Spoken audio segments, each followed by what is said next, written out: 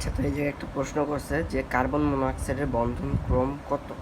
তো এটার অ্যান্সারটা এরকম হয় যে আমরা জানি বন্ধন ক্রম এর সূত্র হলো যে যেই অরবিটাল, অর্থাৎ আমরা যদি 2s অরবিটালের ক্ষেত্রে দেখি, যেই অরবিটাল বন্ধনে অংশ নেয় আর যেটা অংশ নেয় না সেটা বিয়োগ, যেটা অংশ যেই অরবিটালটা অংশ নেয় অর্থাৎ 2s অংশ নেয় সেইটা মাইনাস যেটা অংশ নেয় না ভাগ 2। তো এই অরবিটালে অংশ নেয় হলো টোটাল 10টা, 6 আর 4 10, আর অংশ নেয় না 4টা, তো হয় 3।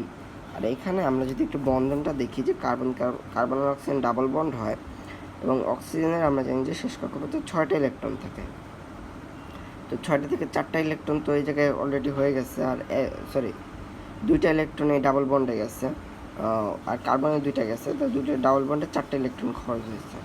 আর হলো অক্সিজেন করে কি, তার এক জোড়াই আর যে 2 জোড়া ইলেকট্রন থাকে তার এক জোড়া ইলেকট্রন কার্বন ডাইঅক্সাইডকে দিয়ে দেয় এবং ত্রিবন্ধন হয়। তো সেক্ষেত্রে এর বন্ধন ক্রম হলো 3। এখন বলো তো যে